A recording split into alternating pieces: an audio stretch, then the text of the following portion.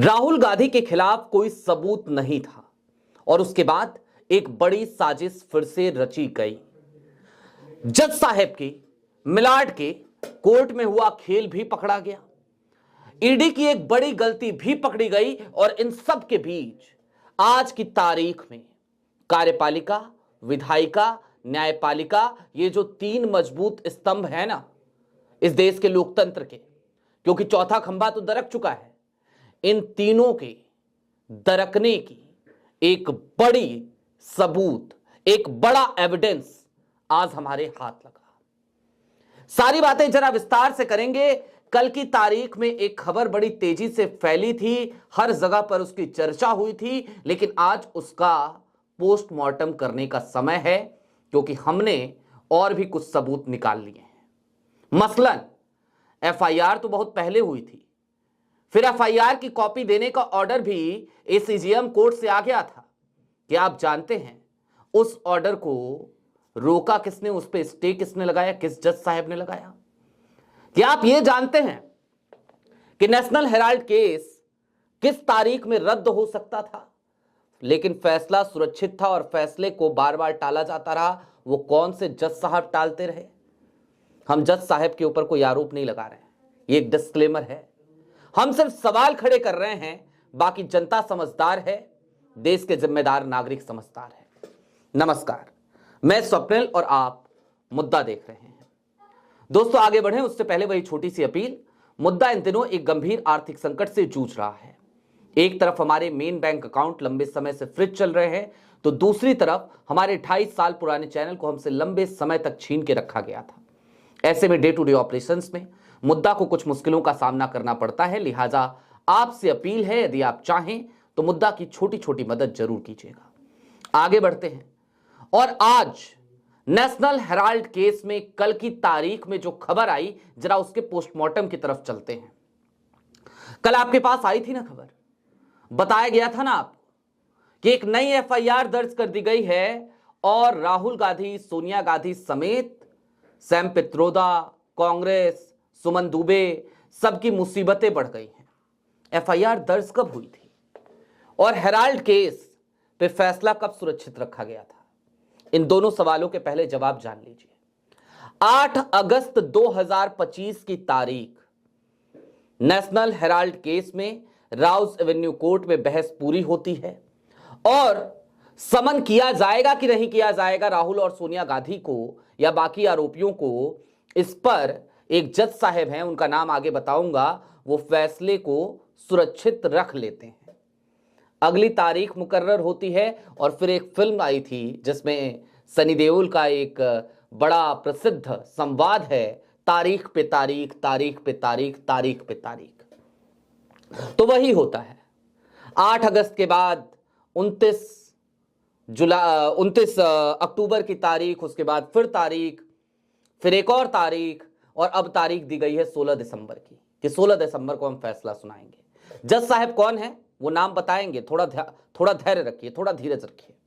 असली खेल यहीं से शुरू होता है। 8 अगस्त को जब बहस पूरी हो गई और उसके बाद फैसला सुरक्षित रखा गया, तो जानते हैं सबसे बड़ा पेच क्या था? हेराल्ड केस रद्द होने की कगार पे पहुंच गया था, या फिर यूं कह लीजिए कि रद्द हो चुका था। क्यों कह रहे हैं? क्योंकि सबसे बड़ी बात इस पूरे केस में यह रही कि ईडी ने यह जांच एक प्राइवेट कंप्लेन के आधार पर शुरू करी थी। प्राइवेट कंप्लेन कैसे? सुब्रमण्यम स्वामी की कंप्लेन, और उसको आधार बनाकर ईडी इस तरीके की कार्रवाई नहीं कर सकती, ये उसके अधिकार क्षेत्र में भी नहीं है। दूसरा, सबूत तो थे नहीं, जाहिर सी बात है भाई। एजेएल एक कंपनी है, एसोसिएटेड जर्नल्स लिमिटेड, और एजेएल एक बहुत पुरानी कंपनी है जो नेहरू से जाकर जुड़ती है। उसके ऊपर 90 करोड़ का जब कर्ज हो गया तो कांग्रेस ने सोचा कि चलो इसे कर्ज मुक्त बनाते हैं। कर्ज मुक्त बनाने के लिए एक नई कंपनी बनाई गई, यंग इंडियन। यंग इंडियन भी एक नॉन प्रॉफिट ऑर्गेनाइजेशन के तौर पर रजिस्टर्ड हुई, यानी कि उसका कोई भी शेयर धारक यंग इंडियन से कोई फायदा नहीं ले सकता, ना उसे सैलरी मिलेगी, ना उसे गाड़ी घोड़ा मिलेगा, कुछ नहीं मिलेगा। और उसके बाद एजेएल कि जो डेब्ट थी, एजीएल का जो पूरा का पूरा कर्जा था, उसको यंग इंडियन को ट्रांसफर कर दिया गया। कैसे किया गया? उस डेब्ट को इक्विटी में कन्वर्ट किया गया और वो इक्विटी यंग इंडियन को दे दी गई, जिससे एजीएल ऋण मुक्त हो गई। अब एजीएल तो ऋण मुक्त हो गई, यंग इंडियन में ये तमाम लोग थे, ये तमाम लोग कोई भी लाभ उससे ले नहीं सकते। ये पूरा केस है, कई बार बताया जा चुका है, आज फिर समझ लीजिए, लेकिन आसान भाषा में। तो केस रद्द होने वाला था, लेकिन इन सब के बीच हुआ क्या? 3 अक्टूबर की तारीख एक नई एफआईआर दर्ज की जाती है। यह एफआईआर दिल्ली पुलिस की ईओडब्ल्यू यानी कि इकोनॉमिक ऑफेंस विंग वो दर्ज करती है। और उसके बाद 3 अक्टूबर को जब एफआईआर दर्ज होती है तो 8 अक्टूबर को मजिस्ट्रेट कोर्ट में यह एफआईआर ईओडब्ल्यू पेश करती है। फिर एसीजेएम कोर्ट से एक आदेश आता है कि जो भी एक्यूज्ड हैं उनको एफआईआर की कॉपी मुहैया करा दी जाए। लेकिन यहां पर फिर एक खेल होता है। 8 अक्टूबर 2025 को जब यह आदेश आता है ना, तो उसके 2 दिन के बाद सेशन कोर्ट में दिल्ली पुलिस पहुंचती है और वो पहुंचती है राउज एवेन्यू ही कोर्ट में। और राउज एवेन्यू कोर्ट में एक जज साहब बैठे होते हैं, उनका नाम होता है विशाल गोगने। विशाल गोगने साहब उस आदेश पे स्टे लगा देते हैं और कह देते हैं एफआईआर की कॉपी एक्यूज को नहीं दी जाएगी, क्योंकि कोई एप्लीकेशन एक्यूज की तरफ से आई ही नहीं है। एक्यूज को पता ही नहीं है कि एफआईआर हुई है, तो एप्लीकेशन की कॉपी क्यों मांगेगा एक्यूज? ये भी एक बड़ा सवाल है। राहुल गांधी को कैसे पता भाई? उन्हें तो यही पता है कि ईडी का एक मामला चल रहा है, राउज एवेन्यू कोर्ट में चल रहा है, तो उन्हें कैसे पता? लेकिन विशाल गोगने साहब ने कह दिया कि एक्यूज को कॉपी नहीं दी जाएगी। एसीजेएम कोर्ट के उस फैसले पर रोक लगा दी गई। अब असली खेल यहीं पर है। मैंने आपको कहा था ना, तारीख पे तारीख, तारीख पे तारीख, तारीख पे तारीख। जो जज साहब फैसला सुरक्षित रख के बैठे हैं 8 अगस्त से और 16 दिसंबर को कह रहे हैं सुनाएंगे, उन जज साहब का नाम भी विशाल गोगने है। एक और बड़े मजे की बात आपको पता होनी चाहिए, विशाल गोगने साहब वही माननीय न्यायाधीश हैं जिनको लेकर एक याचिका लालू फैमिली ने लगाई कि ये जज साहब पूर्वाग्रह से ग्रसित हैं, लिहाजा हमारे परिवार के सभी मामले इनकी बेंच से हटा दिए जाएं, कोई और बेंच हमारे मामले की सुनवाई करे।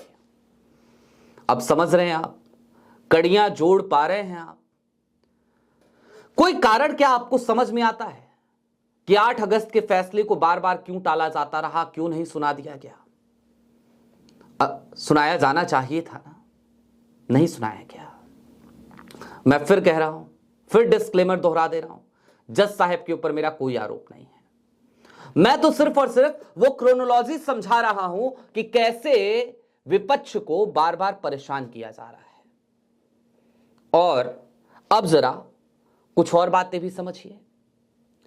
राहुल गांधी को लेकर बार बार भारतीय जनता पार्टी एक बात कहती है कि क्या फर्क पड़ता है, कौन है राहुल गांधी, जनता नकार देती है, जनता से कनेक्ट नहीं कर पाते।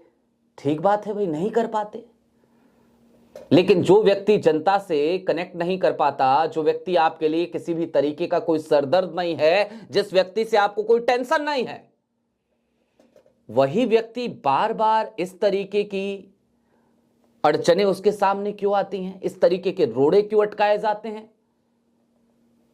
इससे एक बात तो समझ में आती है कि आज की तारीख में प्रधानमंत्री नरेंद्र मोदी, गृह मंत्री अमित शाह या फिर कि समूची भारतीय जनता पार्टी, सबको अगर किसी से डर लगता है तो वो देश का नेता प्रतिपक्ष है, उसका नाम राहुल गांधी है। वो सड़कों पे निकलता है तो जनता उससे कनेक्ट कर लेती है, लेकिन ऐसा कैसे हो जाता है कि जैसे ही वो चुनावी मैदान में उतरता है जनता कनेक्ट नहीं कर पाती? ये क्रोनोलॉजी समझ में आती है क्या? और इसके पीछे अगर बिहार के चुनाव का ही विश्लेषण करें हम, तो क्या आपको दिखाई नहीं देता वोट अधिकार यात्रा में लोगों का रुझान, लोगों का झुकाव, और उसके ठीक बाद जब नतीजे आते हैं तो नतीजे एकदम ही उलट। अगर आसपास के नतीजे होते एनडीए जीत भी जाती, लेकिन इस तरीके का स्ट्राइक रेट नहीं होता, तो शायद भरोसा करना बेहद आसान था। अब एसआईआर को लेकर जिस तरीके के आरोप आज की तारीख में, तो सदन शुरू हो गया और लोकसभा तो स्थगित हो गई कल तक के लिए। 3 बार शुरुआत हुई और बार बार स्थगित होती रही। सबसे पहले बिरला साहब आए, सुबह में 11 बजे सदन की शुरुआत होती है, 11:25 पे स्थगित कर दी जाती है। कहा जाता है 12 बजे करेंगे, 12 बजे सदन की शुरुआत होती है, फिर कुछ समय चलती है, बिरला साहब भाग जाते हैं, आते ही नहीं हैं।